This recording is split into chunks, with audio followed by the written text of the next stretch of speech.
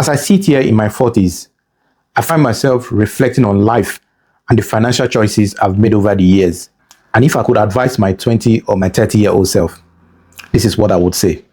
Take full responsibility for your financial future, because no one is coming to fix your mistake, and relying on others will be like building your foundation on sand, which is unstable and prone to collapse when you needed it the most. Your financial journey is entirely in your hand, and it's best to come to that reality earlier. Even though there will be indeed moments when you need to motivate yourself from within, moments when you need to push yourself to do better.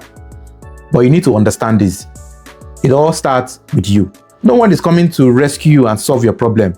You have to build your foundation and take charge of your choices you make. Now, it is easy to get caught up in the idea that someone will come along and save you from the consequences of your financial decision. That is a trap. The sooner you realize that no one is coming to bail you out, the quicker you can start making a smarter and more informed decision. Now, don't wait for a miracle. If you want a change, you have to create it. It's about stepping up. It's about saying to yourself, this is my responsibility. I'm ready to take control of it. Now, taking responsibility is like empowering yourself with a determination. It might not always be easy, but the moment you embrace that power, you start to see things shift. Your financial future is not determined by anyone else. It is determined by the decision you make today. The second piece of advice I would have given to my younger self is this: let go of relationship that doesn't align with your goal. It's okay to distance yourself from people who are not helping you grow, both financially and personally. If someone is not encouraging you or pushing you in the right direction, it's okay to let them go.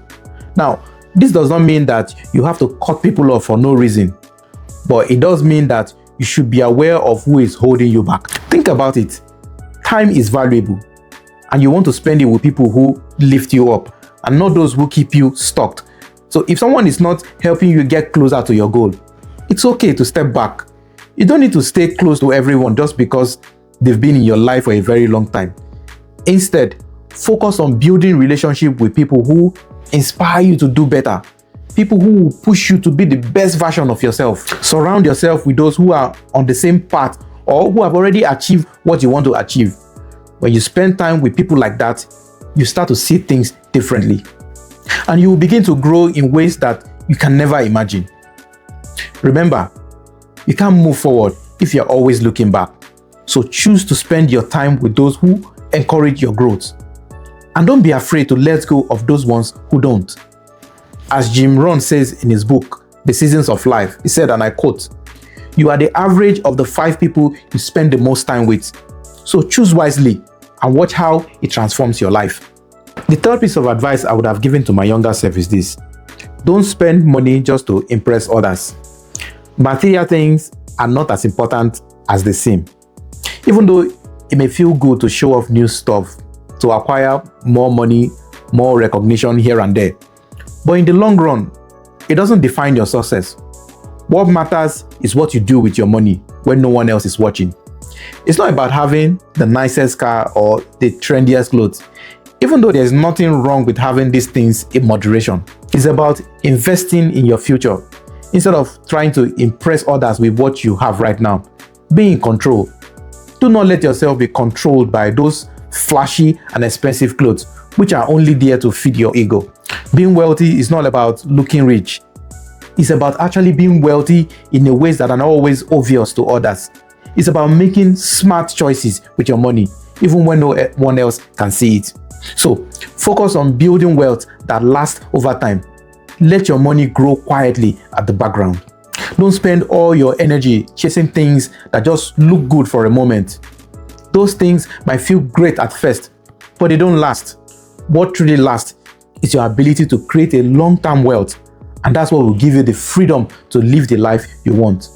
So let go of the idea that your success depends on the things you own right now.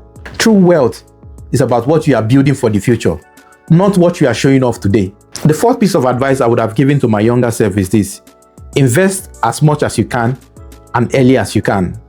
One of the biggest lessons I've learned is about how important it is to start investing early.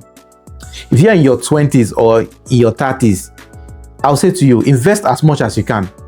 I know it might feel a little bit more scary at first, or maybe you're thinking you're too young to start thinking about money for the future. But trust me, starting now makes a huge difference. The reason is simple. The earlier you begin, the more time your investment has to grow. When you invest, your money can make money through something they call compound interest. Now, it's like planting a tree at first. It grows slowly, but over time, it gets bigger and stronger. But if you wait for too long, you miss out on all that extra growth. Investing while you're still young means your money has more time to grow before you need it. And while it might seem like a small amount now, those small investments will add up over time. Now think about it like planting a seed today to harvest it in the future. You might not see how much it is worth today, but in the 20 or 30 years time, you'll be amazed at how much it has grown. As Robert Kiyosaki said in his book, Rich Dad, Poor Dad, and I quote, "The poor and the middle class work for money, but the rich have their money work for them." So by investing early, you are making your money work for you rather than working endlessly for it. Of course, you don't want to look back when you are older and regret not starting sooner. The best part is you are in a perfect position right now while you are still young and healthy. Now that you have the energy and you have the time, that is the secret of building wealth for the future. So take action now. Your future self will thank you. The fifth piece of advice I would have given to my younger self is this: forgive your parents and let go of the past. I know it's not always easy because many of us carry a scars from our childhood, the things we wish we would have changed.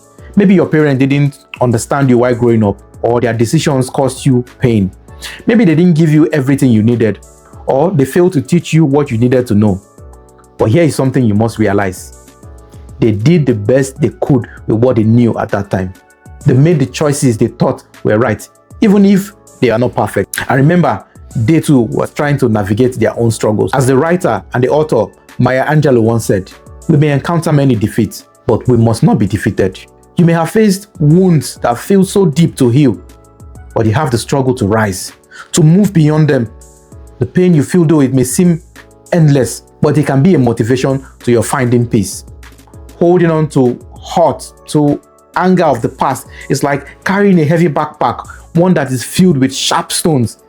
Every painful memory, every thought of betrayal adds another stone to that load. At first, it might feel light enough, but over time, it becomes unbearable. You're still trying to walk forward, to live, but the weight is pulling you back. Every step feels heavier than the last. As Brown Bryant writes in his book, The Gift of Imperfection, she said, and I quote, "Owning our stories and loving ourselves through that process is the bravest thing that we'll ever do."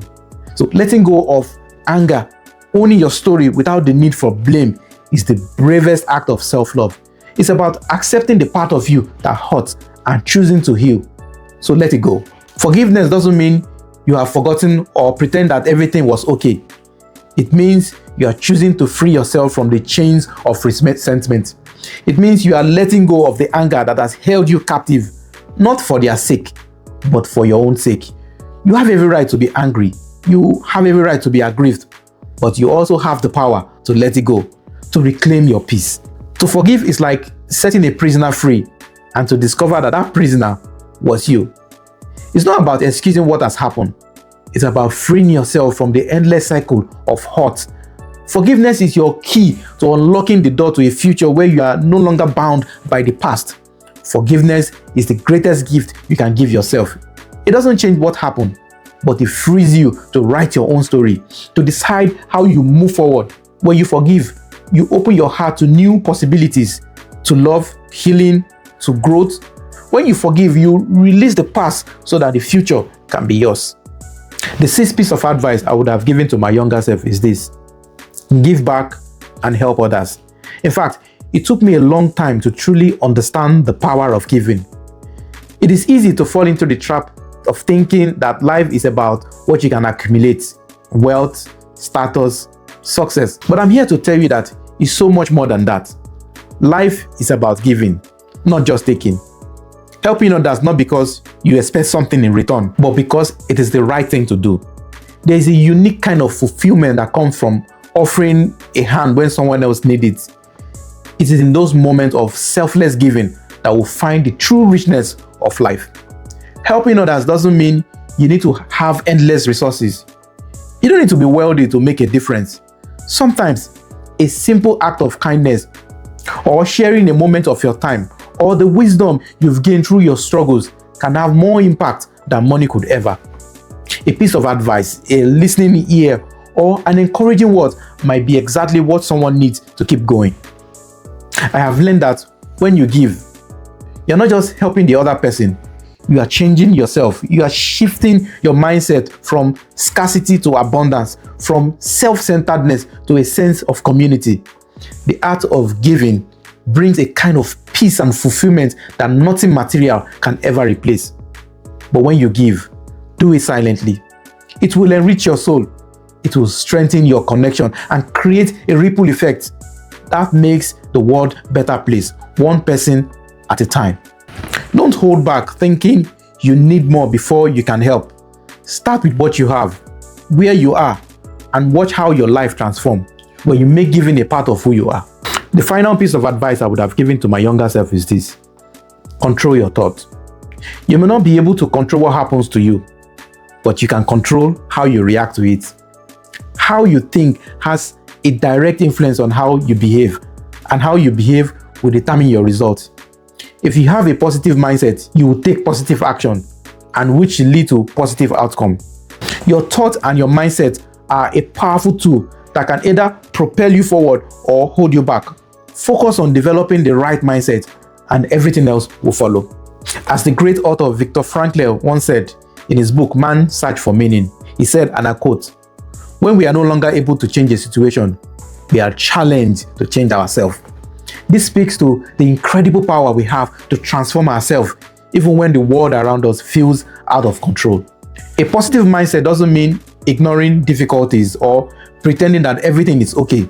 It means acknowledging the challenges and choosing to rise above it. It means shifting your thought from fear to action, from doubt to belief, from despair to hope. Looking back, I've seen so many people in their 20s, in their 30s, even in their 40s, make life and financial mistakes they later regret. We can afford to make mistakes when we are in our 20s. It may be excused, time may fill in the gap. But by the time you hit your 30s and your 40s, you need to be more intentional with life and financial decisions you make. Time doesn't slow down, and your financial future depends on the choice you make right now. Remember, the best person who will secure your future is the person you are today. Take care of yourself. Keep learning. Keep growing. Life is waiting for you to make the most of it. If you have watched this video up to this time, I want to say thank you. And until next time, keep pushing.